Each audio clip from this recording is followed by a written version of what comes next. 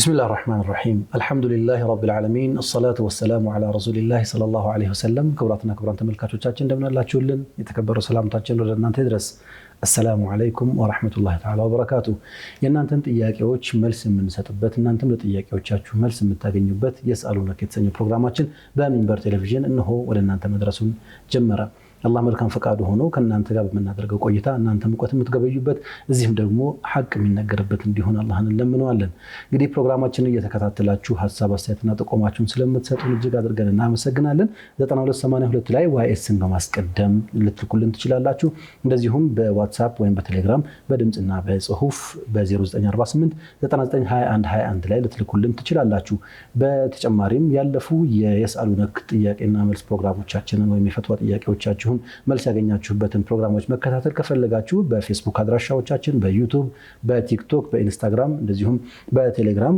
@minbertv ብላችሁ ብትፈልጉ ታገኙናላችሁ ፕሮግራሞቻችን ስለምትከታተሉን ያመሰገንን ለወደፊቱም ከናንተ የሚመጡ ጥያቄዎችን ምላሽ የምናሰጥበት መድረክ ስለሆነ እናንተ እንድትሳተፉ እየጋበዝን የዛሬው ፕሮግራም እነሆ ጀምራለን እስከ ፕሮግራማችን ፍጻሜ አብራችሁን ቆዩ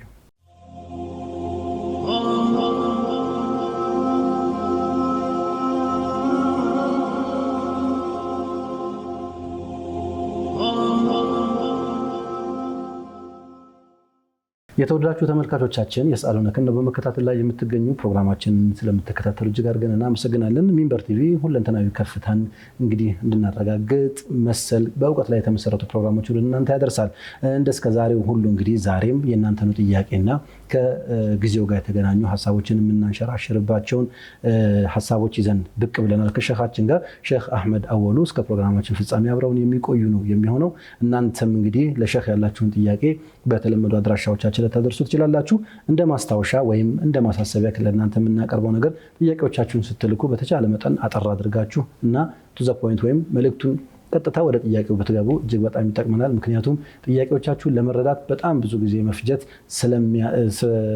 አስቸጋሪ ሊሆን ስለሚችል ማለት ነው ይሄንን እንድትረዱልን ለማለት እንወዳለን ስለዚህ አሁን ወደ እናንተ ጥያቄዎች የምናልፍበት ሰዓት ላይ ደርሰናል ሼኽና እንኳን ደህና መጡ በድጋሚ አልሐምዱሊላህ ተመልሰን ተገናኝተናል ባለፈው ሳምንት ባለፉት 2 ሳምንታት ከሐጅና ሐጅ ጋር ተያይዝነት የነበራቸውን ጉዳዮች በሰፊው ለማየት ሞከረናል አልሐምዱሊላህ እንግዲህ ሐጅ ተወፍቀው ወደዛው ቦታ የሄዱ ሰዎች አላህ እንዲቀበላቸው ዱዓ እናደርጋለን እዚህ የቀሩትም ደግሞ ለሚቀጥሉት ጊዜያት አላህ እንዲወፍቃቸው እንዲወፍቀን እኛንም ጭምር ማለት ነው አላህን እንማጸነዋለን ኢንሻአላህ ዛሬ እንግዲህ ከአካባቢ ብዙ ያራቀና ከቀጣይ ሳምንታት አሁን ያለንበትን ጊዜ ጨምሮ ማለት ነው የሚመለከቱ ርዕሰ ጉዳዮች ላይ ቆይታ የምናደርግ ነው የሚሆነው በዚህ ጉዳይ ላይ ተመልካቾች ጥያቄዎች ካሏቸው ኢንሻአላህ ወደፊት የምናስተናግድ ነው የሚሆነው ዛሬ ግን በዋነኝነት የምናነሳቸው በተለይ አሁን ካለንበት አሽሩ የዙልሂጃ ወረን መግባት ተከትሎ ከሱ ጋር የተያዙ ሐሳቦችን ከዛ ከፊታችን የሚመጣው ደግሞ የዒድ አልአድሃን ወይም የአረፋ በዓል በተለምዶ ተብሎ የሚባለውን እሱ ጋር በተያያዙ የምናነሳቸው ሐሳቦች አሉ ከዛ የአረፋ የዒድ አልአድሃ ፕሮግራም ወይም የበዓል ዝግጅት ላይ ደግሞ ከሚከናወኑ ጉዳዮች ቀዳሚው የኡድሂያ ጉዳይ ነውና እሱን በተመለከተ ለናረጋችን የሚገቡ ጥንቃቄዎችን እና ሐሳቦችን ኢንሻአላህ የምናንሸራሽር ነው የሚሆነው በድጋሚ እንኳን ደህና መጡ ለማለት ወዳለሁ ባረከላሁ ፊኩም ወደ መጀመሪያው ጥያቄ ልግባና ኢንሻአላህ አሁን ያለንበት ወር ዙልሂጃ እንግዲህ የሐጅ ስነ ስርዓት አክቹዋል ስርዓቱ ከሚከናወንባቸው ወራት ነውና የዚህ ወር ፈድሉ ምንድነው ወሩ ብቻም ሳይሆን አሽሩ ዙልሂጃ ብለን የመጀመሪያዎቹን 10 ቀናት ደግሞ በልዩነት እንመለከታቸዋለንና ምንድነው አሽሩ ዙልሂጃ ከሌሎች ወራትና ከሌሎች ቀናትስ ምንድነው የሚለየው የሚለውን እንመልከት بسم الله الحمد لله رب العالمين والصلاة والسلام على رسول الله صلى الله عليه وسلم الله سبحانه وتعالى እንግዲህ ሐቅ ምን ነገር ያድርገን ያው የሐጅ ወራቶች ባለፈው እንዳነሳ ነው 3 ወራቶች ናቸው አሽሩል ሐጅ የሚባሉት ከዛ ውስጥ አንደኛውና ብዙ የሐጅ ስራዎች የሚፈጸመው ደግሞ በዚህ በዙልሂጃ ወር ላይ ነው በተለይ ደግሞ ከዙልሂጃ ወር የመጀመሪያው 10 ቀናቶች ልዩ ክብር እንዳላቸው በቁርአንም ተጠቅሷል በሐዲስም በግልጽ ተቀምጧል ማለት ይቻላል الله سبحانه وتعالى بالقرآن لا يميلال والفجر وليالي عشر والشفع والوتر እንግዲህ ወልፈጅሪ ማለት ወልፈጅሪ ወለያሊን አሽሪ በፈጅሩ ምላለሁኝ እንዲሁም ወለያሊን አሽሪ በአስሩ ሌሊቶች ምላለሁኝ ብሏል አላህ። በአስሩ ሌሊቶች እነማን ናቸው ሲባል አሽሩ ዙልሒጃ ናቸው። ጅምሁር ሙፈሲሪን አብዛኛው ሙፈሲሮች አሽሩ ዙልሒጃዎች ናቸው ተብሏል። እነዚህ አስሩ ዙልሒጃ የዙልሒጃ ወር አስሩ ሌሊቶች እንግዲህ በቁርአኑ ላይ አገላለጽ ሌሊት በሚል ነው የገለጸበት። አንዳንድ ዑለማዎች ይህን ተንተርሰው ያሉት ነገር አለ፣ በኋላ እንመጣበታለን። እና እነዚህ አስሩ ቀናቶች ልዩ ክብር አላቸው። በውስጣቸውም ከዒድ በተጨማሪ እንትን አለ። ምንድነው የውም ዓረፋ አለ። የውም ዓረፋ ማለት አላህ ሱብሓነሁ ወተዓላ ባሮች እዛ ተራራ ላይ ተሰብስበው እሱም በሚለምኑ ጊዜ ዩባህ ቢሂሙል መላኢካ መላኢኮችን ባሮችን አያችሁልኝ አንድ ሜዳ ላይ ተሰብስበው እኔን ይለምናሉ፣ ምህረቴን ይጠይቃሉ፣ እናንተ ምስክር ትሆናላችሁ ምሬያችኋለሁ የሚልበት ቀን። እዛን ቀን ደግሞ ሐጁ ላልተወፈቀ ሰው ደግሞ ወይም ደግሞ ቤቱ ለሆነ ሰው ደግሞ ቢጾም የ2 ዓመት ወንጀል የሚታበስበት እንዲህ አይነት በዚህ በአሽሩ ዙልሒጃ ውስጥ በጣም ብዙ ኸይራት እና ረሕማት የአላህ እዝነቶች የሚወርድበት ኸይራቶች የሚገኝበት የረብል ዓለሚን ስጦታዎች የሚሰጥበት ቀናቶች ናቸው። ነቢ መሐመድ ሰለላሁ ዐለይሂ ወሰለም በሐዲሳቸው ላይ ማ ሚን አያሚን አልዓመሉ ሷሊሑ አሐቡ ፊሃ إلى الله من هذه الأيام أو من 10 ذي الحجة ولو قالوا ولا الجهاد يا رسول الله قال ولا الجهاد إلا رجل خرج بنفسه وماله ولم يعد أو لم يرجع بشيء من ذلك أو من ذلك بشيء كذا وست فمنو نقر يالتملس سكرين جاو قدي ما نيوم ملكام سرا እንደዚህ አስሩ ቀናቶች እንደተሰራው መልካም ስራ ሊሆን ወይ ደግሞ ሚንዳ ሊያስገኝ አይችልም ብለው ሲናገሩ ጂሃድም ቢሆን አሏቸው። ጂሃድም ቢሆን አሉ እሳቸው አንድ ሰው ሲቀር አሉ በዚህ 10 ዙልሒጃ ላይ የተሰራ ሊበልጠው የሚችለው መልካም ስራ ያ ሰው ነፍሱን ገንዘቡን ይዞ ወጥቶ ጂሃድ ወጥቶ ምንም ነገር ነፍሱንም እዛው ጂሃድ ላይ ሞታለች ገንዘቡም እዛው በጥላት እጅ ተወርሷል እንዲህ አይነት ሰው ሲቀር እንጂ በማለት ተናግረዋል። طبعا يعني በዚህ ወር በዚህ ጊዜ ደግሞ ጂሃድ የሰራ ሰው ደግሞ የበለጠ ይሆናል ማለት ነው። የሚሆነው 10 ዙልሒጃ እነዚህ 10 የዙልሒጃ ወራቶች ብዙ መልካም ስራዎች ልንሰራባቸው የሚችሉ አላህ ትልቅ ፈضል የሰጣቸው አሽሁረል ሑሩም ከአሽሁረል ሑሩም ደግሞ በተጨማሪ ደግሞ በውስጣቸው ያሉ ቀናቶች የተከበሩ ቀናቶች ናቸው። 10 የሚባሉት 3 ሰለፎች ካኑ ይህተሙን ቢሃይላሉ 3 10 10 الأوائل رمضان 10 الأواخر ل10 ذو الحجة و10 محرم زم 10 ስላለ ማለት ነው። እነዚህ የተከበሩ 10 ቀናቶች የዙ الحجة ቀናቶች በጣም ብዙ የረብል ዓለሚን ስጦታዎች የሚሰጥባቸው ቀናቶች በመሆኑ ማንም ሰው ሊዘነጋቸው እና ችላ ሊላቸው አይገባም ነው የምንለው። ባረከላሁ ፊክ ሰይዲ። ምናልባት እንደ ተግባር ለሰው ሊሰራቸው የሚገቡ ተግባራት ተወዳጅ የሆኑ ተግባራት ምንድናቸው የሚለውንም አብረን ብናነሳ በጣም መልካም ነው። አንዳንድ ጊዜ የሚነሱ ጥያቄዎች ስላሉ ነው። ለምሳሌ ከሚላኩልን ከሚደርሱን ጥያቄዎች መካከል አንዱ የዙልሒጃ ጾም መቼ ነው የሚጀምረው ብለው ይጠይቃሉ። የዙልሒጃ ጾም የሚባል አለ ወይ የተደነገገ ነገር? ከሌለስ ታዲያ ሰው ከየት አምጥቶት ነው የዙልሒጃ ጾም ብሎ ያለው? ኦኬ የዙልሒጃ ጾም ቢለውስ ምን ችግር አለው? እነዚህን ሐሳቦች ብናነሳ ጀሚል። እንግዲህ ይሄ 10 ዙልሒጃ የዙልሒጃ ወር 10 ቀናቶች ነብዩ ሰለላሁ ዐለይሂ ወሰለም የተናገሩት ማሚን አመሊን ያሉት ማሚን አያሚን አልዓመሉ ሷሊህ ያሉት በሌላ ሪዋያ አዕማል የሚላል አዕማል ሷሊህ የሚላል ችግር የለም። هو ዓም ነው የሚሆነው በሁሉም በማንኛውም ስራ ያካትታል። ኸይር የተባለ መልካም ስራ ومنهم الصيام والقيام وترك الخصام والصيام وغير ذلك كذو صدقام ሁሉንም ነገር የቻለውን ነገር وتلاوة القرآن وغير ذلك ከዚህ ሌላ ያለ ቁርአኑን መቅራቱም ሁሉም ዚክሩም ሲያሙም ሰደቃውም ሁሉንም ያካትታል። እንግዲህ ጾም ግን ሲሩን በይነ አላህ ወበይነ ዓብዲሂ አው በይነ العبد ወበይነ ረቢሂ በመሆኑ ሰዎች ጾምን እንትን ሊሉት ይችላሉ። በርግጥ ጾሙ ሱና ነው ሳይሆንም ነው ሙስተሐብ ነው። ያው ለምን ሙስተሐብ ነው አሉ ዑለማዎች ሱና ሳይሆን ሙስተሐብ ይወደዳል ማለት ነው። ለምን لما للصيام من خصوصية وأسرار عند الله سبحانه وتعالى الله زين ያለው መለያና ሚስጥር ስላለው። ሁለተኛ ሌላ ሐዲስ ደግሞ አለ ሱም من الحرم የፈለከውን ያክል አሽሁር الحرم ጾም من الحرم የሚል ስላለ وان كان في الحديث مقال ቢኖርበት እንኳን إلا أنه بمثل هذه المواضع በዚህ ሁኔታ በዚህ فضائل الأعمال ሊሰራበት የሚችል ቁመና አንዳንዶችም صحيح ነው ሐሰን ነው ብለውታል። على كل حال በዚህ በአሽሁር الحجة የሚጾም ሱና የሆነ ጾም አለ መባል የሚያስችል ሁኔታ ባይኖርም ግን ጾም من العبادات በመሆኑ በዛኛው ሐዲስ የሚካተት በመሆኑ አሽሁር الحجة ደግሞ ልዩ ክብር ያላቸው በመሆናቸው መጾምም ቢሆን ያው የሚወደድ ተግባር ነው እንጂ ሌላ አይደለም። ነፍስን የማረቅ የማስተካከል የማቃናት አቅሙ ጾም ደግሞ ከባድ እንትን ነው። ስለዚህ መጾሙም ብዙ እንትን የሚለው ነገር የለም። طبعا ይሄን ስንል የቱን ነው አንድ ቀን ግን መጾም ያለበት ቀን እንዳለ ግን ምንም ሸክ የለውም። በአሽሁር الحجة ውስጥ መጾም ያለበት ቀን እንዳለ ያው አረፋ ዘጠነኛው ቀን እሱንም እንደዛው ያንሱት እንግዲህ የዘጠነኛውን ቀን መጾም በተመለከተ ያለው ፈضል ምንድነው? እሱንም አብሮ እንግዲህ ያያዛል። አረፋን ቀን መጾም ነብዩ ሰለላሁ ዐለይሂ ወሰለም ሐዲሳችን እንደተናገሩት የአንድ ዓመት እና ወደፊትና የኋላ ያለን አንድ ዓመትና ወደፊት ያለ አንድ ዓመትን ወንጀል ያሳብሳል ብለዋል።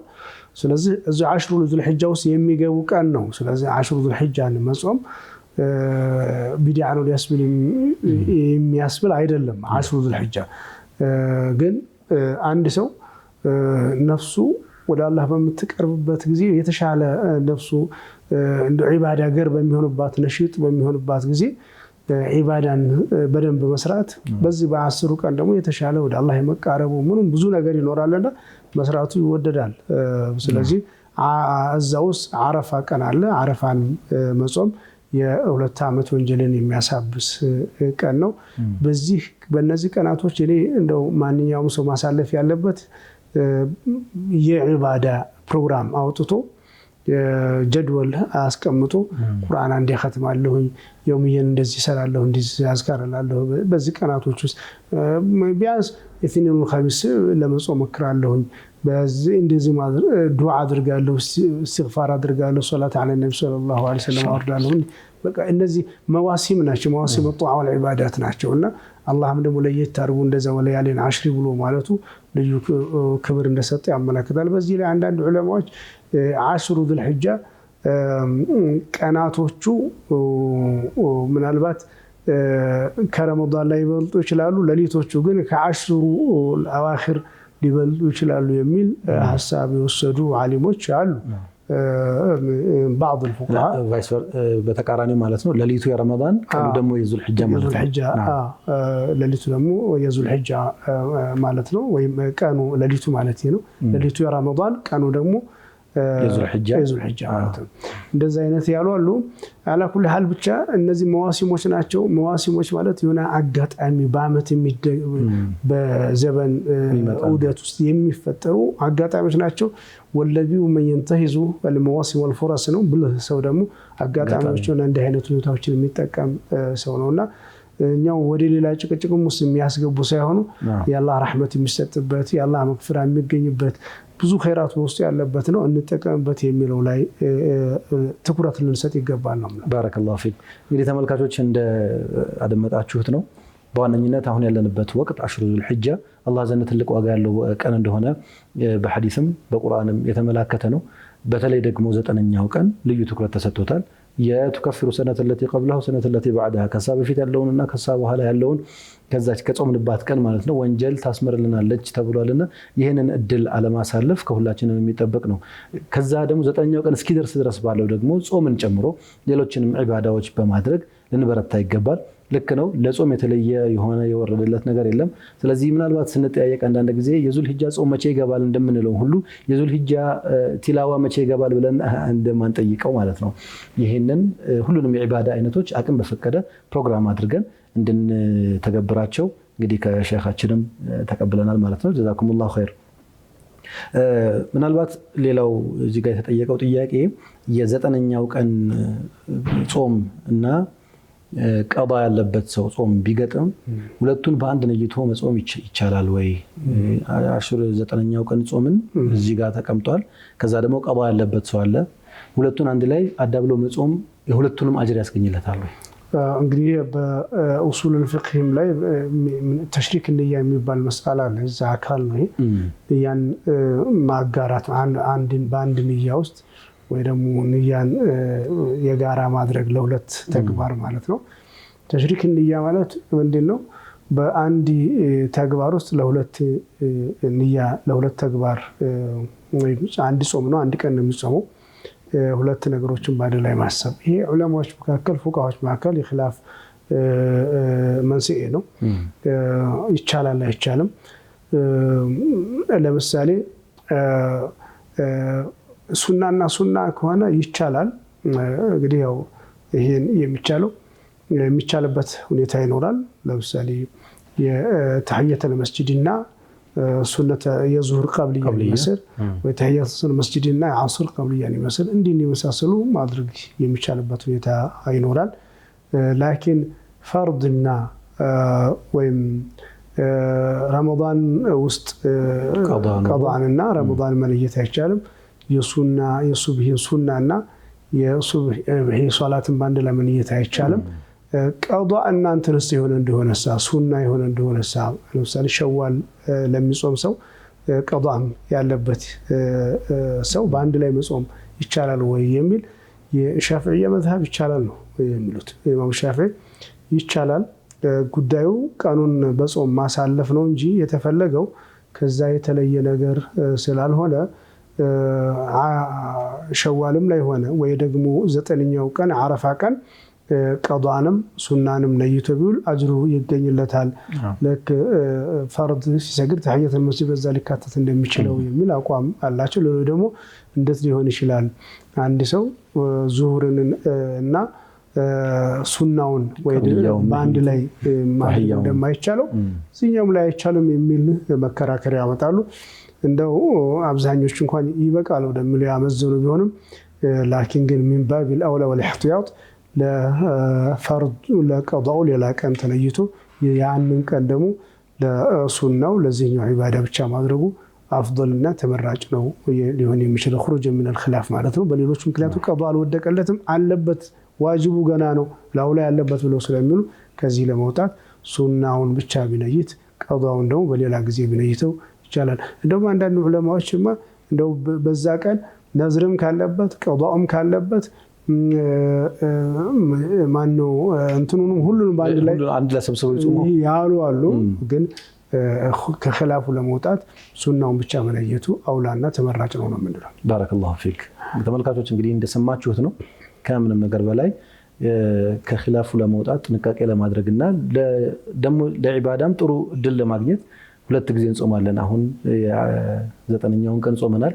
ከዛ ቀዷችንን ስናወጣም እንደዚሁ ሌላ ጾም ይጠብቀናልና ከዒባዳ ጋር ይበልጥ ለመለማመድም ጥሩ አጋጣሚ እንደሚሆን ኢንሻአላህ ተስፋ እናደርጋለን። የአፍታ ረፍት እንውሰድና ተመልሰን ስንመጣ ሌሎች ከኡዱሂያ ጋር የተያያዙ ጥያቄዎች እነዚሁ የቀረቡ አሉ። እነሱን እናነሳለን ኢንሻአላህ። ተመልካቾቻችን በመከታተል ላይ የምትገኙት በሚንበር ቲቪ የሚተላለፍላችሁን የስአሉነ ከተሰኘ ፕሮግራማችን ነው። የአፍታ ረፍት ወስደን ተመልሰን ስንመጣ ቀሪ ጥያቄዎቻችሁን የምናስተናግድ ነው የሚሆነው። በያላችሁበት የተዋበ ቆይታ ይሁንላችሁ። በድጋሚ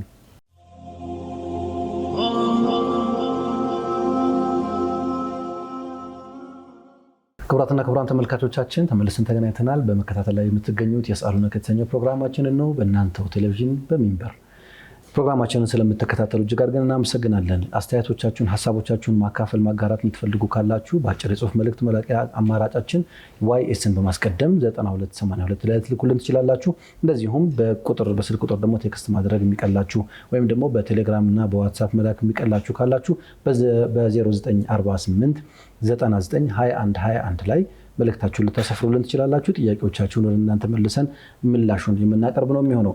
በፌስቡክ፣ በዩቲዩብ እንደዚሁም በቲክቶክ እንደዚሁም ኢንስታግራም እና ቴሌግራም በመጠቀም ልታገኙን ትችላላችሁ። @ሚንበር ቲቪ ብላችሁ በሁሉም አማራጮች ልትፈልጉን ትችላላችሁ፣ ታገኙናላችሁ። በዚህ አጋጣሚ እንደናንተም እንደ ማስታወሻ የምናደርገው ከዚህ በፊት ያለፉ የየስአሉነ ጥያቄዎችን መለስ ብላችሁ እንድትመለከቱ ፕሌሊስቱን ብትከታተሉ በጣም እንመክራለን። ምክንያቱም አንዳንድ ጥያቄዎች ከዚህ በፊት በተመሳሳይ መድረክ ላይ ጥያቄዎቹ ቀርበው ምላሽ ያገኙ ናቸውና አሁንም ደግሞ መጠየቅ ከጊዜም አንፃር እንደዚሁም ከተመልካችን ከማሰልቸትና ከሪደንደንሲ አንፃር አስፈላጊ ላይሆን ስለሚችል ያለፉ ጥያቄዎችን ወደ ኋላ መለስ ብላችሁ ከእናንተ ጋር የሚገናኙትን በመከታተል ምላሽ ማግኘት የምትችሉ እንደሆነ ለማሳወቅ እንወዳለን። እዚህ መድረክ ላይ ለየት ያሉትንና ምናልባት የሼኻችንን ምላሽ የሚፈልጉትን ጥያቄዎች መርጠን የምናቀርብ ነው የሚሆነው።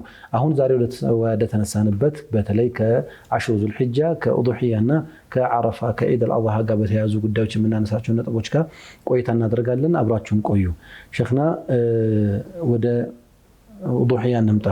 እንግዲህ አንዱ በአሽሩ ዙልሒጃ ላይ ከተደነገጉ የዒባዳ ተግባራት መካከል ሑጃጆችም ሐጅ ያደረጉትም ሰዎች በተለየ መልኩ የሚተገብሩት ሐጅ ያልሄዱ ደግሞ በሀገራቸው የሚገኙ ሰዎችም የሚተገብሩት አንድ ተግባር የኡዱሒያ ወይም የዘብሕ ስርዓት ነው። ታሪካዊ አመጣጡን በአብዛኞቻችን እናውቃለን። እሱን እዚህ መድረክ ላይ ምናልባት ማንሳት ላይ ይጠበቅብን ይችላል። ነገር ግን ኡዱሒያ ራሱ ተሽሪዕ የተደነገገበት መንገድ ምንድን ነው? ሁክሙስ ግዴታ ነው? ሱና ነው? እንዴት አድርገን እንውሰደው? እንግዲህ ኡዱሒያ ያው ሚሳል ለተድሒያ አስለን እንደው መስዋዕትነትን መክፈል የሚለውን እሱን ማለማመጃ መንገድ ነው። አንዲ ረብል ዓለሚን አንዳንድ ትላልቅ ክስተቶች ሲከሰቱ እነዛ ክስተቶች እንዳይረሱ እንዲታወሱ የሆነ ቋሚ ተግባራት እንዲፈጸሙ ይፈልጋል እና ከዛ ውስጥ የኡዱሒያ ክስተት ነው እንዳልከው ቅሷው ታሪካዊ አመጣጡ የታወቀ ነው። ኡዱሒያን እንግዲህ አንድ ሰው መስዋዕትነትን የሚለማመድበት في نفس الوقت ደግሞ በዛን ቀን ለሌሎች ማካፈል የሚለውን መንፈስንም የሚለማመድበት አጋጣሚም ነው። ለምን ይሄ ኡዱሒያ አርዱ ራሱ ብቻ መብላት አይደለም። ደም አፍስሶ በዛን ቀን መስዋዕት አድርጎ ከዛ ለሌሎችም ማካፈል ለሌሎችም ማሰብ የሚለውን ነገር እንዲለማመድም ፍርሷና እድል ነው። ኡዱሒያ ሁክሙን ጅምሁር ዑለማ ሱና ሙአከዳ ነው የሚሉት። ሱና ሙአከዳ ነው፣ በጣም የጠነከረ የሆነ ሱና ነው። ነብዩ ሰለላሁ ዐለይሂ ወሰለም በተለያዩ ጊዜያት ያደረጉት ነው። እንደውም አንድ ዓመት ላይ ለራሳቸው አርደው ከዛ ደግሞ አንደኛው ቢከብሽን አምላሐይን ይላል። አሻለማ ወይ ነጭ በላያቸው ላይ ያለ ማለት ነው። እንደዚህ አይነት ሙክቶችን አምጥተው አረዱ። አንዱ ለራሳቸው፣ አንዱ ደግሞ اللهم تقبل هذا من محمد አሉ ومن اهله صلى الله عليه وسلم። አንዱ ደግሞ ለኡማቸው ያረዱበት ጊዜ ነበራቸው ይባላል። እና ስለዚህ ኡዱሒያው ሱና ሙአከዳ መሆኑ ላይ አብዛኛው ዑለማዎች የሚስማሙበት ጉዳይ ነው እናገኘዋለን። ስለዚህ ሁክሙ በዛ እንወስዳለን። ያልፈጸመው ሰው አሲም አይደለም ወይም ወንጀለኛ ነው አይባልም። ቢያደርገው ግን ጠንካራ ሱና አንዳንድ ጊዜ ይሆናል መሰል ከአቅም በላይ የሆነ የኑሮ እንትን መግባትም አያስፈልግም። ይሄ ለፊንሃያ ኢባዳነቱን አስበን ነው ነው ሳላርድ ይሉኛል እንዲህ ነገር ምናምን ይሉኛል ውስጥ እንዳንገባ ኢባዳው ይሄ ሊላህ ለአላህ ብሎ የተደረገ ስራ ነው፣ ለአላህ ብሎ የተደረገ የተፈሰሰ ደም ነው የሚለውን ኢባዳ መሆኑን ማሰብ የግድ ነውና ስለዚህ ለአላህ ብሎ እንደው ስጋ አምሮና ለስጋ አምሮት እንዳይመስል እንደዚህ አይነት ነገር ነው መደረግ ያለበት። ጀዛኩሙላህ ኸይር። ከዚህ ጋር ተያይዞ ኡዱሒያ የነየተ ሰው ኡዱሒያ አደርጋለሁ ብሎ የነየተ ሰው ሊያደርጋቸው የሚገቡ ጥንቃቄዎች አሉ። ለምሳሌ ጥፍርን አለመቁረጥ፣ ከአሽሩ ዙልሒጃ ከገባ ጊዜ ጀምሮ ጥፍርን አለማስተካከል፣ ጸጉርን፣ ሌሎችም ነገሮች ማለት ነው። የዚህ ሕክማውንና ኡዱሒያ የሚያደርገው አባወራው ጋር ብቻ የሚቆም ነው ወይስ ቤተሰቦቹንም ያካትታል? እንግዲህ ኡዱሒያን አርዳለሁ ብሎ ያሰበ ሰው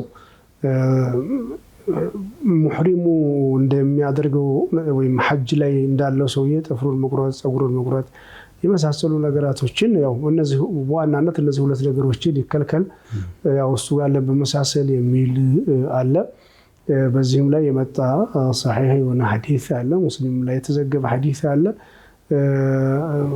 ይሄ የሻፊዒያ መዝሐብ ነው እናገኘዋለን በአቡ ሐኒፋ መዝሐብ ግን የሰይዳ አይሻ ሐዲስ አለ እነ ነብዩ ሰለላሁ ዐለይሂ ወሰለም ሚታረድ እርድ ልከው ነበር ግን እሳቸው ለም يمتنع ምን ስለምንም ነገር አልተከለከሉም ነበር ምንም የከለከላቸው ነገር የለም ነበር ሙህሪም ያልሆነ ሰው የሚያደርገው ሁሉ ያደርጉ ነበር ለዛማ ተብሎ ቢከለከል አንድ ሰው እኮ ትልቁ መከልከል ያለበት ሙህሪም የሆነ ሰው የሚከለከል ሚስቱ ጋር ግንኙነት ማድረግ ሽቱ መቀባት ምናምን ያለባበስ ጉዳይ ስትላልቁ ነገሮች እንኳን እኮ በተለይ ግንኙነት ማድረግ የሚለው እንትን ሐጁን አደጋ ላይ የሚጥል ተግባር ነው እንደው ሽቱ መቀባትም በደም ካሳልካከስ የሚችል ጉዳይ ነው እና ታዲያ ጥፍርን መቁረጥና ጸጉርን ማስተካከል ምንም ሊያገናኘው አይችልም የሚል አቋም ይዘዋል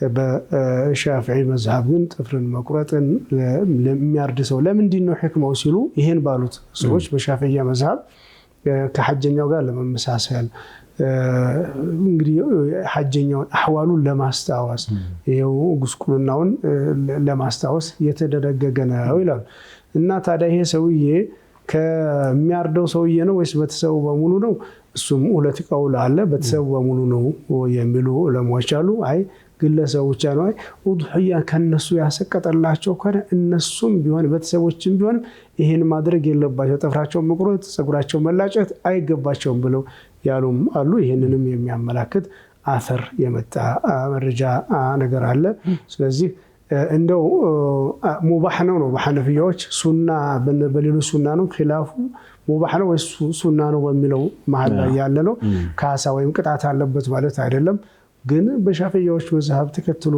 ተቅሊድ አድርጎ ይሄን ነገር ተከልክሎ እስከ 10ኛው ቀን ድረስ ቢጠብቅ ለበሰ ቢያዛ ስለዚህ ለጥንቃቄውም ሲባል እንደዚሁም ደግሞ ያሉ አቋሎችም ያንን ስለሚጠቁሙ ሰውየው እዛ ያሉትን ሁጃጆች አስታውሶ ከነሱ ጋር መዕያውን ለማሳየት ሲል እዚህ ይሄን ነገር ቢተገብር መልካም ይሆናል እስከሚያርድበት ድረስ ከዛ ልክ እንደነሱ ሲያርዱ እንደሚፈታው እዚህም በዛው መጠን እንደዛው ይፈታል ብለን ያን ልንወስድ እንችላለን ምናልባት ከቤተሰቦቹ ጋር ተያይዘው ያሉ ነገሮች ግን እሱን እንዴት ነው መውሰድ ያለብን አሁን እሱም ያው ይሄን ያሉ ሰዎች በተመሳሳይ እንደው አባወራውን ይከተሉ ልጆችም ቤተሰብ ያለው ለዛ ብሎ አንዳንድ ዑለማዎች 10 الأواخر ሊገባ ሲል ቀድሞ ጸጉራቸውን ይስተካከሉ ነበር ይባላል ከነቁሱ ሻዕራው ጥፍራቸውን ይቆርጡ ነበር ለአስሩ ቀን ያክል ይስተካከሉ ነበር ኢህራም የሚያደርግ ሰው ተዘጋጅቶ ኢህራም ውስጥ እንደሚገባ አይነት ነገር ነው በጣም ትክክል እንግዲህ ምናልባት ከረፈደም በኋላ ቢሆን የምትመለከቱት ካላደረጋችሁት እንዳታደርጉት ወይም ጥንቃቄ እንድታደርጉ ለማስታወስ ያህል ነው ይሄንን ካነሳን አይቀር የእርድን በተመለከተ የተገኘው ነገር ሁሉ አይታረድም የትኛው ነው እርድ ላይ ለእርድ የሚበቃው የሚል ጥያቄ አለ ለምሳሌ ከብት ይታረዳል ዶሮ ይታረዳል ሌሎችም ነገሮች ይታረዳሉ ለኡዱህያ መታረድ ያለበት የእርድ አይነት ምን አይነት ነው ምን መስፈርቶችን ማሟላት አለበት እንግዲህ ለኡዱህያ ያው መሰረቱም ከብሽ ነው ሙክት ነው የታረደው የበግ ሙክት ማለት ነው የበግ ሙክት ነው የታረደውና እንግዲህ ያው ማንኛውንም የበግም የፍየልም ማረድ ይቻላል ባይሆን የሚታረደው ምንድነው ለአላህ ብሎ የሚሰራ ስለሆነ ولا تيمموا الخبيث تنفقون منه ولستم بأخذه إلا أنتم إلى الله ስትሰጡ መልካሙን ነገር ጥሩውን ነገር ስጡ ነው የሚለው ስለዚህ እርዱንም ደግሞ ጥሩ መሆን ነው ያለበትና ምን አይነቱ ነው ጥሩ ከምን አይነት እንከን የጠራ ነው የሚለው ለማች በዝርዝር አስቀምጠዋል እግሮቹ ሁለቱም ሰላም ሊሆኑ የሚያነክስ መሆን የለበትም አይኖቹ ሁለቱም ሰላም መሆን አለባቸው አንድ አይና ወይም ሁለቱ ወይ በበለጠ ደግሞ እግሩ መሆን የለበትም ቀንዱ የተሰበረ መሆን የለበትም ቀንዱ ጎዳ መሆን የለበትም ጆሮ የተሰለተለ መሆን የለበትም እንዳጠቃላይ የከሳና አይብ ወይም በሰዎች እይታ እንከን ነው ተብሎ ሊጠራ የሚችል ከዛ ሁሉ የጸዳ መሆን አለበት ነው እንደንከን ማለት ነው። ከዛ የእድሜ ክልልም ደግሞ አስቀምጠውለታል። የእድሜ ገደብ ደግሞ በፍየል ከሆነ ቶሎ ስለማድርጉ 2 ዓመት የሞላቸው፣ በበግ ከሆነ ደግሞ ዓመት ሞልቶት ሁለተኛውን የያዘ ያኛው ደግሞ ሶስተኛ ውስጥ የገባ መሆን ይኖርበታል ነው የምንለው።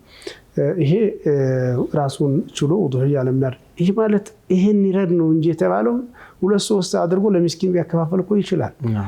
2-3-4 አርደው ማከፋፈል ይችላል፣ ለሚስኪን መስጠትም ይችላል። ተውሲዕ አለይሂ ወዐላ ዒያሊሂ ማድረግ ይችላል። ስለዚህ ይህን ማድረግ ያው እንደ ጥንቃቄ ይህን ይጠንቀቅ ለሚል ነው።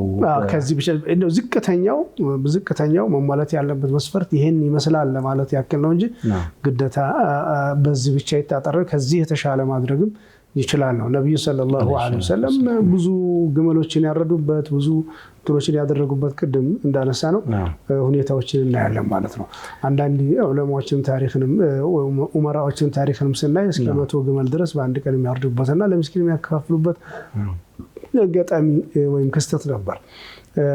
ይሄ የኡድህያው እንትን ነው ራሱን የችሎ ካረደ ነው። ቅርጫ ደግሞ ከሆነ ደግሞ በከብት ከሆነ والبقر عن 7 والجزور أيضا عن 7 ብለዋል النبي صلى الله عليه وسلم። ግመል ለሰባት እንደዚሁም ደግሞ ከብቶችም ደግሞ ለሰባት ሰው ኡድህያ ሊሆኑ ይችላሉ። ለሰባት መደብ አድርጎ ማለት ለ4 ለ5 ለ6 ማድረግ ይቻላል፣ ለ2 ማድረግ ይቻላል። ግን ዝቅተኛው ከ7 ሰው በላይ መብለጥ የለበትም ነው የተባለው ማለት ነው። ያነሰ ስለሚመጣ ማለት ነው ያንሳል።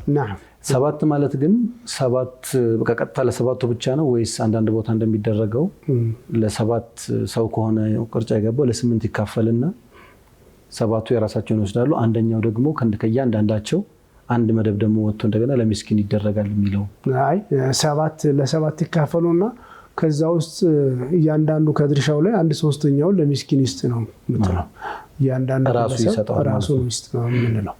እዛው ቅርጫ የሚያከፋፍሉ ሰዎች አሁን በተለያዩ ቦታዎች እንደምናየው ልክ እንደ ሙያ ተደርጎ ይያዛል፣ እንደውም ይፈልጋል። የኡድህያ ቅርጫ የሚያከፋፍል ሰው ፈልጉ ይባላል። ምንድነው አንድ ከብት ከተረደ በኋላ ራሱ ከሁሉም የስጋ አይነት በእኩል መጠን በአይን ለክቶ ኦፍ ኮርስ በአይን ነው ተለክቶ ይቆርጥ ይጠልና ከያንዳንዱ መደብ ከዚህ ለሁሉም ይሰጥና ከዚህ አንድ ደግሞ ለሚስኪን እንደዚህ የተደረገ አንድ ለሚስኪን እየተደረገ እንደዚህ የሚመድቡ እንግዲህ ዋናው ነገር የሚፈልገው እንደነገሩ ሱናው 1/3 ثلث لك وثلث لأهلك وثلث لمن يأتي إليك ነው። 1/3 ወደ አንተ ለሚመጣ ለሚዘይርህ ለሰው ለጎረቤት ለዘመድ ታበላዋለህ ትጋብዛለህ። አንድ ነው ለቤተሰቡ 1/3ኛውን ደግሞ ለሚስኪን ስጠው ነው። ምንም ይሁን እንዳልከው ሙያ ያላቸው ብልቱን የሚያውቁ ስጋውን መክፈል የሚችሉ ሰዎች ሙያተኞች በግም ሆነ ፍየልም እንደዚህ አይነት ሙያ ያላቸው ሰዎች ሊኖሩ ይችላሉ። ላኪን ግን ዋናው ነገር 1/3 ይሁን የሚለው ሱናው በዛ ደረጃ ነው የሚሉት። በጣም ጥሩ። ኡድህያን ለማድረግ የተመረጠ ጊዜ አለ ወይ? በፈለግነው ጊዜ ማድረግ እንችላለን ወይ? ወይስ ለምሳሌ ከዒድ ሰላት በፊት ኡድህያ ማድረግ እንዴት ነው? ከዒድ ሰላት በኋላ ከዛ ደግሞ እንደገና አያም ተሽሪቅ አለ። የትኛው ነው ትክክለኛው ሰዓት? እስከ የትኛው ድረስ ደግሞ ተቀባይነት ያገኛል? እንግዲህ ኡድህያ በተመለከተ ምንም ሸክ የሌለው 10ኛው ቀን ከዒድ በኋላ ዒድ ከሰገርን በኋላ ከዒድ በፊት አይደለም ወይ 9ኛው ቀን አይደለም። ለዒድ ሲወጡ ሰግዶ መውጣት አርዶ መውጣት አይቻልም። መደረግም ያለበት ከዒድ ሰግዶ ሲመለስ በዛን ሰዓት ላይ ነው መፈጸም የሚገባው ነው የምንለው። ከዛ ግን ካልቻለ ሁለተኛው ቀን 11ኛው 12ኛው 13ኛው ቀን ድረስ ማድረግ ይቻላል ብለዋል። በዛ ሂደት ውስጥ አያም ተሽሪቅ የሚባለውን አያም ተሽሪቅ ነብዩ ሰለላሁ ዐለይሂ ወሰለም ሐዲሳቸው ላይ አያሙ አክሊን ወሹርቢን ወዚክሪን ብለዋቸዋል እነዚህ ቀናቶች። ስለዚህ በዚህ ጊዜ ውስጥ እርዱን መፈጸም ይችላል። لكن الأفضل والأولى بعد صلاة العيد في يوم العاشر 10ኛው ቀን ከዒድ ሶላት በኋላ ማረዱ ተመራጭ ይሆናል ማለት ነው። جزاكم الله خير። እዚህ ጋር ሌላው የሚነሳው ከተወኪል ጋር ተያይዞ ነው ወይም በውክልና ኡድህያ እንዲታረድለት ማድረግ። ያ ማለት ከሀገር ውጭ የሚኖር ሰው ሊሆን ይችላል ወይ እሱ እርድ ማከናወን የማይፈልግበት ግን ኡድህያ ማድረግ የሚፈልግ ሰው ይሆንና ለሆነ ሰው በወክልና ገንዘብ ልኮ አርደህ አከፋፍልልኝ አይነት ነገር ማድረግ ይቻላል ወይ? ይሄም የሚቻል ከሆነ ደግሞ ለምሳሌ አንድ መልእክት የላከልን ሰው እኔ ለውዱህያ ለምስኪን ስጥ ተብሎ ለውዱህያ እርድኛ ጋር መጣ። ያንን ለማከፋፈል ግን ምስኪኑ ጋር ሲሄድ ምስኪኑ ለጊዜው የሚያስፈልገው የውዱህያ ስጋው ሳይሆን ገንዘቡ ሆኖ አገኘሁት። ስለዚህ ገንዘቡን ሰጠሁት ለዛ ሰው ቀጥታ። እዚህ ጋር ጥያቄው ያ ሰው ውዱህያው ይሆንለታል ወይም የነየተው ነገር ይደርስለታል? እኔስ ይሄን ነገር የሰውየውን አደራ በላ ያስብለኛል? ተቀባዩስ ደግሞ የትኛው ነበር ለሱ በቃ ባይፈልገውም ለጊዜው የቸገረው ስጋው ሳይሆን ሌላው ነገር ሆኖ ሳለ ይሄንን ማድረጉ ከተቀባዩ አንፃር እንዴት ይታያል የሚል ጥያቄ አለ። ሁለቱን አያይዘን በውክልና እንዴት ነው መፈጸም ያለበት? እንደዚህ አይነት ነገሮችስ የገጠሙ ጊዜ እንዴት ይደረጋል? በውዱህያ ላይ ተወኪል ማድረግ ይቻላል፣ ውክልና መስጠት። ወላኪን الافضل ከቻለ ግለሰቡ ለራሱ ማረዱ ራቀተ ደም ሀታ እርዱን ራሱ ማለት ነው ለአራጅ ከሚያርድ ራሱ ማረዱ اذا كان يحسن ويتقن الذبح ማረድን በደም የሚችል ከሆነ ራሱ ማረዱ ይሄው ራሱ ይሄን መፈጸሙ ይሄን ሻዓራ ማተግበሩ አውላና ኢባዳም ነው፣ ጥሩ ነገር የሚመረጥ ነገር ነው። የማይችል ከሆነ ችግር የለም። ማንነን ሴቶች ሲሆኑ ይፈራሉ ወይ ደግሞ አንዳንድ ሰው ደግሞ አልችልም የሚላለ ችግር ሌላ ሰው ሊያደርግለት ይችላል። ተወኪል ወይም ገዝተህም ሆነ እርዱም ላይ ቢሆን ገዝተህም ረድልኝና ሙሉ በሙሉ ማከፋፈልም ይችላል። ግለሰቡ ውዱህያውን ከቻለ 1/3 ይብላ ነው እንጂ የምንለው ለምስኪን መስጠት ይቻላል። አንዳንድ ሀገራቶች እንዳልከው እንደ አውሮፓ ሀገራት ቤቱ ይዞ ገብቶ ማረድ ምናምን ነገር የማይፈቀድበት አጋጣሚ ሊኖር ይችላል እና ስለዚህ ወደ አፍሪካ ሀገራት ወደ ተለያዩ ሙስሊም ሀገራት ልከው ውዱህያው ይታረድልን ደም ይፍሰስልን ብለው የሚሉ ሰዎች አሉ። በዛ ሰዓት ላይ ለሁለት ከፍለን ነው የምናየው። እርዱ ይፈጸምልኝ ገዝተህ አርደህ ስጋውን አከፋፍልልኝ ከሆነ ከዚህ ውጭ ሌላ አይፈቀድለትም። ያኔ ለምን የወኪል ስልጣን ወካዩ በሰጠው ልክ ነው የሚሆነው። እሱ ፈቃድ ማድረግ የለበትም። አዎ አርደህ አከፋፍልልኝ 20 በሬ ገዝተህ ስጋውን አከፋፍልልኝ ከሆነ ከዚህ ውጭ ብሩ መስጠት አይችልም። 20ውን በሬ ገዝቶ በተባለበት ዋጋ ማከፋፈል ነው የሚጠበቀው። 30 መቶ በአከፋፍልልኝ ካለም እንደዛው ነው ሊሆን የሚችለው። ላኪን ውዱህያ ለማረድ ለሚፈልጉ ሰዎች አቅም ለሌላቸው ሰዎች ብሩን ስጣቸውና ውዱህያ እንዳርዱ አርጋቸው። ይሄንን ቁድራውን ወይም ችሎታውን አቅሙ እነሱ ዘንድ ይኑር ይፈጠር ከሆነ ብር ተሰጣቸው። አረኒ ውዱህያ ብሩን ነው ተምሊክ ይደረጉት። ብሩ አይደለም ውዱህያ አይደለም የሚያስፈልግ ልብስ ነው የሚያስፈልግ፣ ጤፍ ነው የሚያስፈልግ፣ የቤት ውስጥ የቤት ኪራይ ነው የሚያስፈልግ ሊሉ ይችላል። ያ መብታቸው ነው ሐቃቸው ነው የሚሆነው። እነዚህ የተቀበሉት ሰዎች ናቸው እንደዛ የማድረግ መብት ያላቸው። የሚሰጠው ሰው ግን የሰውየውን አማና መፈጸም ነው። የሰውየውን አማና ወኪል ነው። አርዳ አብላልኝ ከሆነ አርዳ መብላት ገንዘብ ሰጥተህ ወይ በጎችንም ሰጥተህ ደግሞ አከፋፍልልኝ ከሆነ ደግሞ በጎችን ገዝቶ ማከፋፈል ነው። ይሄ ነው የሚጠበቅበት ማለት። ከዛ ግለሰቦች ይረዱት ይሽጡት ይጠቀሙበት እንደፈለጉ ማድረግ መብት አላቸው እነሱ ማለት ነው። ስለዚህ የዛ ሰው ሰቅቶለታል ማለት ነው ወይም አጅሩን አግኝቷል ኢንሻአላህ በዋነኝነት አጅሩ በኢዝኒላህ። መርሐባ ሸይኽና ያፍታረፍት ወስደን ተመልሰን ስንመጣ ደግሞ ከዒዱ ጋር የተያያዙና እንደዚሁ የቀሩ የውዱህያ ሐሳቦችን የምናነሳ ነው የሚሆነው። ተመልካቾቻችን በሚንበር ቲቪ ላይ እየተከታተላችሁ የምትገኙት የስአሉነ ከተሰኘ ፕሮግራማችንን ነው።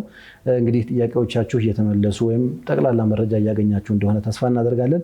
ያለንበት ወቅት እጅግ በጣም የሚናፍቅና ምናልባትም በህይወት ዘመን አንዴ ልናገኘው የምንችለው ሊሆን ስለሚችል በአግባቡ መጠቀምን እየተዋወስን ጥያቄዎቻችሁንም እንደዚሁ እያስተናገድን ቆይታ እናደርጋለን። ካፍታ ረፍት በኋላ ተመልሰን ስንመጣ ሌሎች ጥያቄዎችን የምናስተናግድ ይሆናል። እስከ ፕሮግራማችን ፍጻሜ አብራችሁን ቆዩ።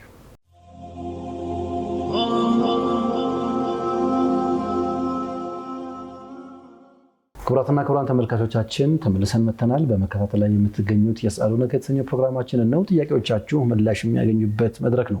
እናንተ ጠይቁ፣ እኛ ደግሞ ለጥያቄዎቻችሁ ምላሽ በሸኾቻችን የምናሰጣችሁ ነው የሚሆነው። ጥያቄዎቻችሁን ማድረስ የምትፈልጉ ካላችሁ 9282 ላይ ዋይኤምን በማስቀደም ልትልኩ ዋይኤስን በማስቀደም ልትልኩልን ትችላላችሁ። በተጨማሪም በቴሌግራም እና በዋትስአፕ አማራጮች መላክ የምትፈልጉ ካላችሁ በ0948 992121 ላይ ደግሞ ልታደርሱን ትችላላችሁ።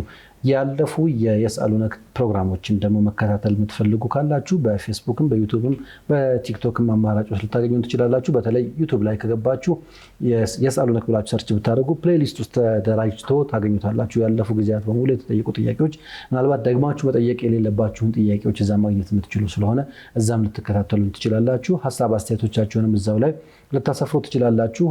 @ሚንበር ቲቪ ብላችሁ ብትፈልጉን ታገኙናላችሁ። ኢንሻአላህ ወደ ጥያቄዎቻችን እንገባለን። ሸኽና ምናልባት ከኡዱሂያ ጋር ተያይዞ አንዳንድ የሚነሱ ጥያቄዎች መካከል አንድ ሰው ሐቂቃ ማድረግ ቢፈልግና የሐቂቃ የሚያደርግበት ጊዜ ኡዱሂያ ከሚደረግበት ጊዜ ጋር ቢገጥም ሁለቱን አንድ ላይ ማድረግ ይችላል ወይ? የአንዱ አጅር ለአንዱ አጅር ይገባል ወይ? ቅድም እንደጠየቅነው ማለት ነው። ለምሳሌ ሲያሙ የፈርድ እና የ9ኛው ቀን ጾም ቢገጥም እንዴት ይደረግ እንዳልነው ይሄስ እንዴት ነው? ሐቂቃ ቢገጥምበት ምን ያደርግ? ቢስሚላሂር ረህማኒር ረሂም። ይሄም ቅድም እንዳልነው በአንድ እንትን ተግባር ሁለት ንያ መፈጸም የሚለው ውስጥ የሚካተት ነው። ቅድም እንዳነሳ ነው እዚህም ሐቂቃውና ኡዱሂያው ሊሰበበይን ሙክተሊፈይን ሁለት ለተለያዩ ምክንያቶች ስለሆኑ እያንዳንዳቸው ደግሞ ኢራቃት ደም ማፍሰስን የሚጠይቁ በመሆናቸው አሁንም الافضل ለሐቂቃውም ለብቻ ምክንያቱም ሐቂቃው في مذهب الجمهور ለሴት አንድ ለወንድ ሁለት የሚለው ሊኖር ስለሚችል ራሱን የቻለ ሹክር ነው፣ ፊዳ ነው። ነብዩ ሰለላሁ ዐለይሂ ወሰለም የልጅን ሸፋዓ ለማግኘት ሐቂቃ ማረድ እንግዲህ ኩሉ መውሉድን መርሁኑን በሐቂቀته ብለዋል። ስለዚህ ለብቻ ራሱን የቻለ ቢያርድለት የሐምድ ገልፈቻ ነው፣ አላህ ማመስገኛ ነገር ነው። ራሱን የቻለ እርድ ቢደረግ የሚመረጥ ነው የሚሆነው። ናም ኢንሻአላህ ከገጠመባችሁ አቅም ካላችሁ ሁለቱን ነጣጥላችሁ ብታርዱ ይሄኛው የሐቂቃ ነው ይሄኛው ደግሞ የኡዱሂያ ነው ብላችሁ ብታርዱ የተመረጠ ነው። ኢንሻአላህ ይሄንን እንወስዳለን። ወደ ዒድ አልአድሃ እንምጣ። እንግዲህ አንዱ አሁን ካለንበት ወቅት ጋር ተያይዞ የሚመጣውና ትልቁ ሙናሰባ ደግሞ የዒድ አልአድሃ ነው።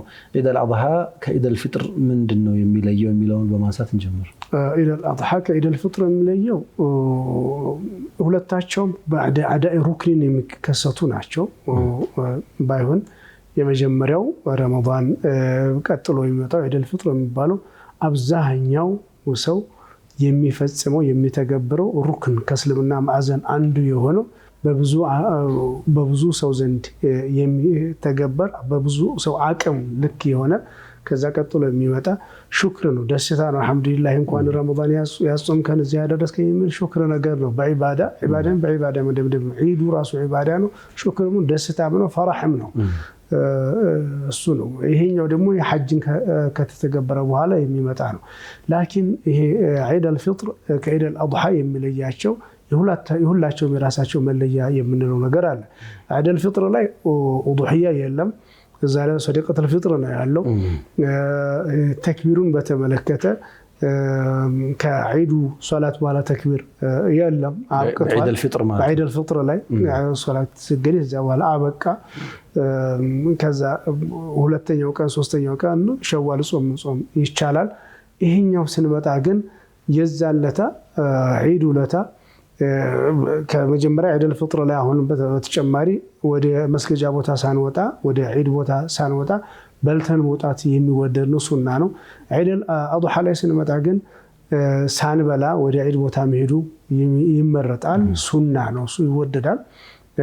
ተክቢርን በተመለከተ የምንጀምረው ከዓረፋ ቀን ወይም ከዒዱ አንድ ቀን ቀደም ብሎ 9ኛው ቀን ከፈጅር ሶላት በኋላ ጀምሮ ተክቢር እንጀምራለን። ተክቢር የሚያበቃው 3ኛው ቀን ከአሱር ሶላት በኋላ እንግዲህ እንዳጠቃላይ 23 ሶላት አካባቢ ነገር ማለት ነው። ይሄንን ይሆናል። ከዛም ኡዱሂያ የሚባለው እርድ የሚባለው በዚህ ጊዜ ነው ያለው፣ በዒድ አልአድሃ ላይ ነው ያለው። በዒድ አልፍጥር ላይ አይረድ ማለት ተፈለገ ማረድ መሰደቅ ይችላል፣ ግን ሱና የሆነ እርድ ያለው በዒድ አልአድሃ ነው እንጂ በዒድ አልፍጥር ላይ አይደለም።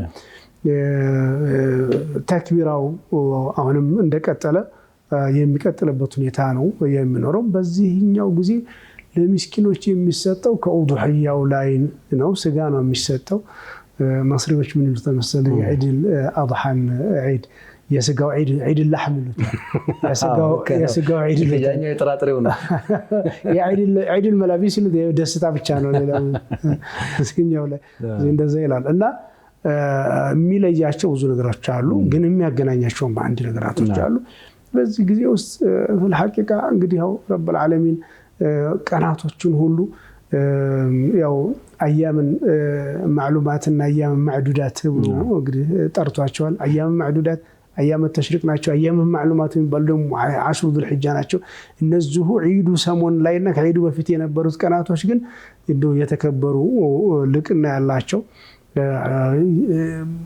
ايام اكل وشرب وذكر ጭምር ናቸው አላህ የሚዘከርበት የአላህ ቃል የበላይ የሚሆንበት አየሩ بذكر الله بالتهليل والتحميد والتكبير ايرو منا وتبتا مدنكبت اغاطامي ነው شيخنا በአያመ ተሽሪቅ ላይ መጾም ይቻላል በአያመ ተሽሪቅ ላይ መጾም ሁላቸውም ለማች አይቻልም ነው የሚሉት ያው ምናልባት ቢጾም ግን ነዝር ካለው ይሰቅጥለታል አይሰቅጥለትም የሚለው ላይ እዛ ላይ ብቻ ነው خلاف የሚኖረው ዒዱን ቀን ቢጾም لكن ግን በእነዚህ ቀናቶች ላይ መጾም ያልኢዕራድ عن نعم الله ነው ያላህን ኒዕማ እንደው ችላ ማለት መተው ነው ተደሰት ብላ ጠጣ ተብሏል በዚህ ቀን ውስጥ መብላት መጠጣት መደሰት ነው እንጂ ያው طبعا حدودና ድንበርን በተጠበቀ መልኩ እስራፍና በዘኽ በሌለበት መልኩ ማሳለፍ ነው እንጂ በዚህ በእነኚህ ቀናቶች ውስጥ መጾም ክልክል ነው የምንለው مرحبا አንድ አይነት ጾም ለምሳሌ አንድ ሰው شهرين متتابعين መጾም የሚያስወጅብበት ተግባር ፈጽሞ እዛ የጾም ስርዓት ላይ ቢሆንና ዒድ ቢገጥምበት ይሄ ሰው ምንድነው ማድረግ ያለበት እንግዲህ ከፋራ 2 ወር በተከታታይ መጾም ግዴታ ያለበት ሰው ዒድ መሃል ላይ ቢገባበት የወር አበባ ቀኗ ቢመጣባት ሌሎች ጾም ክልክል የሆነባቸው አጋጣሚዎች ቢገጥ ተታብዖ ተቋረጠ ወይም ደግሞ ተከታታይነቱ ተቋረጠ ብለን እንል አንችልም ችግር የለውም ነው የምንለው ስለዚህ ይቀጥላል ያንን ቀን ያፈጥርና 13 ቀን ጾሙ ከነበረ ያችን ቀን ጾሙ ሲቀጥል 14 ብሎ ይቀጥላል እንደማለት ነው تمام مرحبا ከዒድ ጋር በተያያዘ እንግዲህ ዒድ አልአድሃ ከተክቢራ ቀደም ተብሎ ተጀምሮ ነው የሚደምቀውና የተክቢራ ስርዓትን በተመለከተ የሐሳብ ልዩነቶች ይስተዋላሉ ተክቢራ ሁሉም በራሱ በየጥጋጥጉ ነው መባል ያለበት ምክንያቱም የተገኘው እንደዛ ነው ሁሉም በየሱቁ በየገበያው ለራሱ ይላል እንደኛ ማህበረሰብ ደግሞ ተክቢራ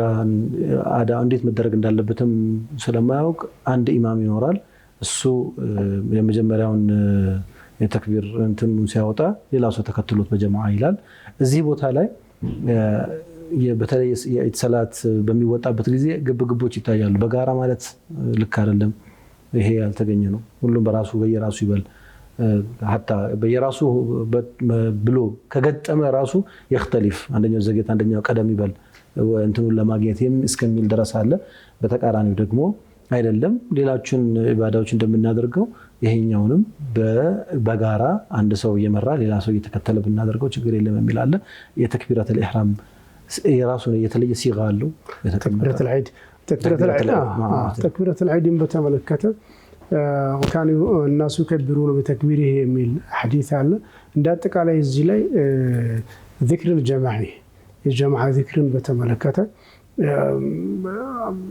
جمهور العلماء ذكر الجماعي ይወደዳል እንጂ በተለይ ሰዎች የሚማሩበት ከሆነ ሰዎችን ማስተዋወስ አጋጣሚ ፍርሷ ከሆነ የሚወደድ ነገር ነው በሚል አቋም ነው እንጂ ያሉት የጠብና የግጭት ወይም የአምባጓሮ መንስኤ ሊሆን የሚገባው ነገር አይደለም ስለዚህ ሲጋውን በተመለከተ ተክቢሩን ሲጋን በተመለከተ እንደዛው አው በሐዲስ الله اكبر الله اكبر الله اكبر وبتكبيرتين او بثلاث تكبيرات الله اكبر كبيرا والحمد لله كثيرا وسبحان الله بكرة واصيلا يميلوا حتى الصلاه على النبي والصلاه على الآل ይሄን በተመለከተ ኢማሙ ሻፊዒ ረሂመሁላህ ይሄ የእሳቸው ተክቢር በመባል ይታወቃልና እሳቸው እንግዲህ ኢማም ሻፊዒ من السلف في الجزء الثاني من القرن الثاني ሁለተኛው ምዕተ ዓመት አጋማሽ ላይ የነበሩ ናቸው።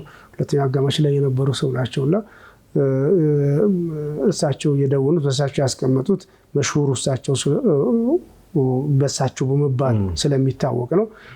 በኩቱብ الحنفية والمالكية ሌሎችም መዝሐቦች ላይ አለ። ይሄንን ማለቱ ይቻላል ይወደዳል። ሲጋ الافضل የእሳቸው ሲጋ ነው የእሳቸው ያስቀመጡት ሲጋ ነው ይብሏል። እንትን ብቻ አላሁ አክበር ከቢራ ብሎ በዚህ ላይ ብቻ ቢያቆመውም ደግሞ ምንም ችግር የለውም። የጠብ መስኤ ሊሆን የሚቻል ጉዳይ አይደለም። ምክንያቱም እዚህ ላይ ማንኛው አፍضل ነው በሚል ጉዳይ ላይ ጠብ ሊነሳበት የሚችል ጉዳይ አይደለም ነው። ጥሩ እንግዲህ በጋራም ቢሉ በተናጠለም ቢል ሰውየው ሲጋውም ደግሞ ረዘም ያለውንም በአጭሩም ቢለው ዞሮ ዞሮ አንደኛ ጉዳዩ ራሱ የፈርድ ጉዳይ ስላልሆነ የሱና ነው። የሱና ደግሞ ስቲል اختلاف ያለበት ነው። የሐሳብ ልዩነት ያለበት ነው። ደግሞ ሌሎች ተግባሮቻቸውን ከምንቀበላቸው ዑለሞቻችን የተገኘ ነው።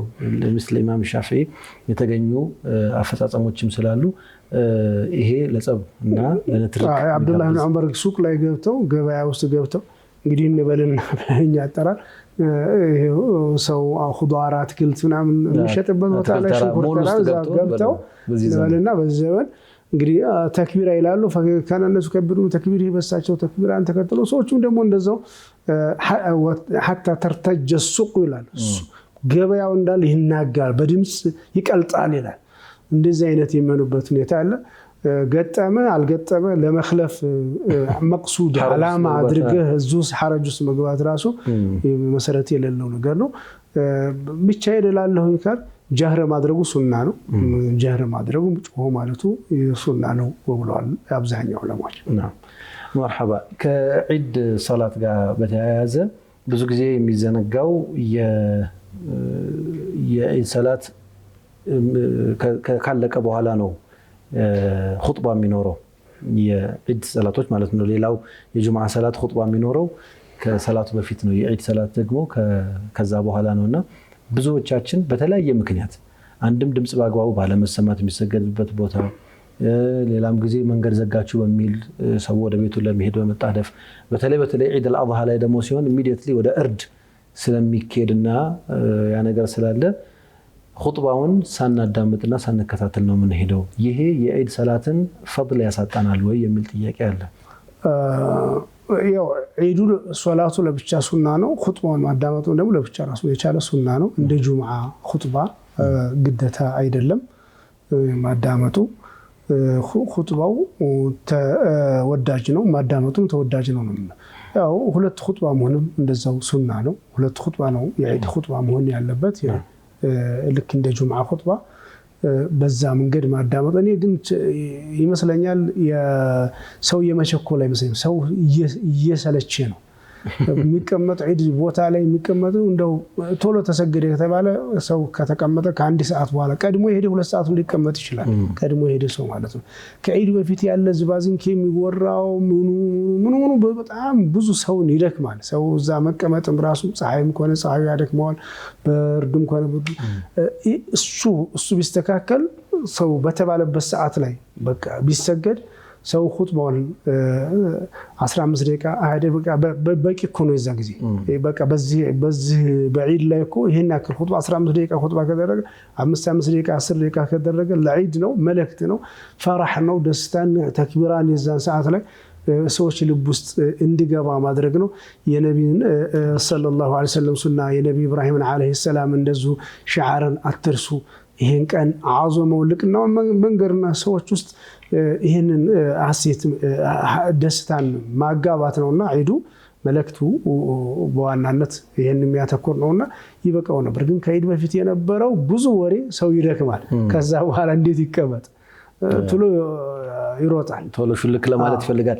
አሁን ከሆነ አመት በኋላ በተለይ በአዲስ አበባ ስቴዲየም እንደ ኢትዮጵያ በአዲስ አበባ ስቴዲየም የሚደረጉ ሰላቶች ሙሉ ለሙሉ ቅድመ ንግግር እንዲቆም መደረጉ ይሄ ለውጥ ነው በየቦታው ነው ለውጥ ከዛም በኋላ ደግሞ ቀጥሎ ኹጥባውን በተቻለ መጠን ለማድረግ ግን አንድ ደግሞ የተቸገርነው ወይም ሌሎች ደግሞ አሉ አድበት የቦታው ወደ መሃል ቦታ መሰብሰብ ያልቻለ በየክፍለ ሀገርም ብንሄድ ምን አይነት ነገር ነው ሰው በዚህ መጠን ተሰብስቦ የምናገኘው በዚህ አጋጣሚ ስለሆነ በተለይ ከፈንድሬዚንግ ጋር ተያይዞ ወይም ከገቢ ማሰባሰቢያ ጋር ተያይዞ ለእንትን ማስጨረሻ ለእንትኑ ማስፈጸሚያ ለእንትን ማድረጊያ ተብሎ ባረከላሁ ፊኩም ከ15 ደቂቃ በኋላ እንጀምራለን ሰላታችሁን ቶሎ አዋጡ አይነት እንትኖች ቀድሞ በጣም ዲስኩሮች ይኖራሉና እነዚህም የበፊቱን ንግግር በዚህኛው ተቀይሮ እያስተዋለ ነውና እዚህም ላይ ምናልባት የምታስተላልፉት ወሲያ ካለ እሱን እናንሳና ኢንሻአላህ እንትና ቡኻሪ ሐዲስ ላይ ሙአዊያ ረዲየላሁ ተዓላ عنه ድመሽቅ ላይ እንደነበረ ዒድ ቀን ከጁምዓ በፊት ሚንበር አሰርቶ ወይም ደግሞ እንደ መድረክ ነገር አሰርቶ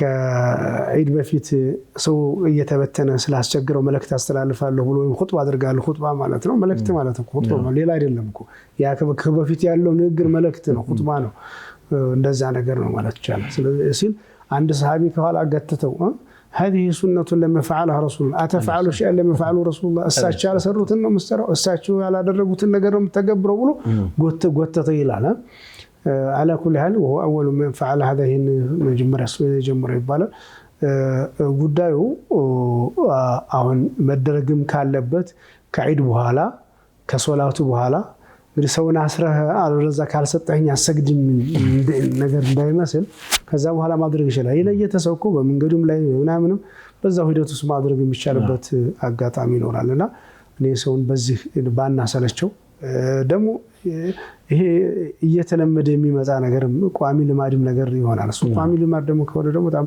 በኋላ ጊዜ መቀየርም ማስቆምም የሚያስቸግርበት ሁኔታ ላይ ልንደርስ እንችላለን بارك الله فيكم شيخنا ምናልባት እንግዲህ ከዒድ አልአድሃ ከኡዱሂያና ከዒድ ከዛም በፊት ካሉ ተግባራት ጋር ከጾሙም ጋር ከአሽሩ ዙልሂጃ ጋር ተያይዞ በርካታ ነጥቦችን አንስተናል ለተመልካቾች በቂ ሐሳብ እንደሰጠን ተስፋ አደርጋለሁ ቀረ የሚሉት ነገር ካለ እሱን እናነሳለን ከሌለ ግን ኢንሻአላህ ፕሮግራማችን ዒድ ላይ እንግዲህ ዒድ የሚሄድ ሰው ያው ጥሩ ልብስ መልበስ ሽቶ መቀባት ያው መልካም ነገር ነው በቻለው አቅም ወይ የታጠበ ልብስ መልበስ ነጭ መልበስ ይወደዳል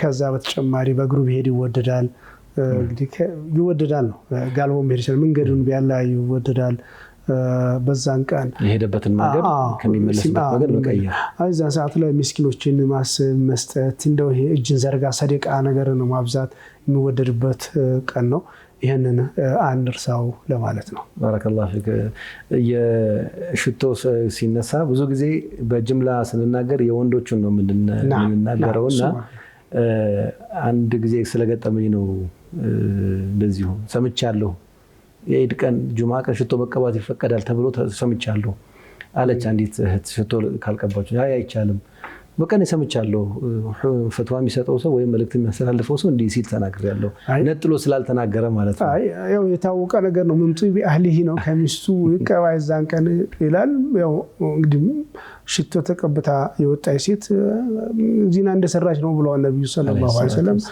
ምን الممنوعات መሆኑን ምንም ሸክ የለውም ሴት ልጅ ሽቶ ተቀብታ መንገዱን ተንቀሳቃሽ ኮስሞቲክስ መስላም አይደለባትም ሐቂቃ ማለት በጣም የሚያስጠላ ነገር ለፍተል አንዛሪ ሰዎችን አይን ለመሳብ ላይ የሚደረግ ብዙ ነገር እናያለን እንግዲህ በትራንስፖርትም ላይ በመንገድም ላይ ማለት ነው ይሄ ተገቢ አይደለም ትክክል አይደለም ግን ከቤቷ ተነስታ አባቷ ቤት የምትገባ ከሆነ ወንድ ጋር ማትቀላቀል ከሆነ ሽቶ በሴት ላይ حرام ነው አይደለም ነው አጅነቢ ወንድ ጋር የሚያገናኛት ሁኔታ ካለ ወይም የአጅነቢ ወንድ ሽታን የምትስበት እድል ካለ ሽቶ መቀባት አይፈቀድላትም ነው እንጂ በዚህ ሁኔታ ነው ሽቶ ሴት ልጅ አትቀባ حرام ነው አይደለም የተባለው አስለን ይሄ ተጠዩብ ተዘዩን من طبيعه النساء ነው ወይ ደግሞ የነሱ ፈን ነው እኮ የነሱ ፈን ነው ይሄ መጋጋት መዋብ የነሱ እንትን ነውና ክልክል ነው ማለት አይደለም በዛ አይነት መንገድ ካልሆነ በስተቀር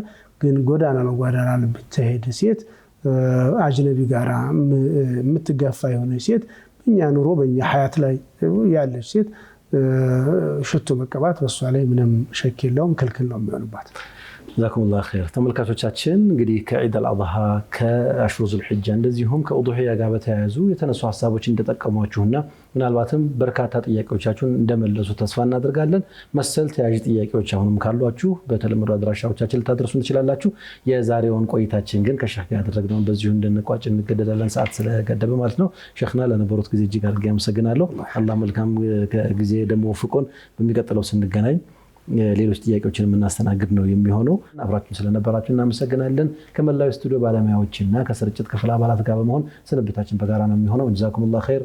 ሰላሙ አለይኩም ወራህመቱላሂ ተዓላ ወበረካቱ።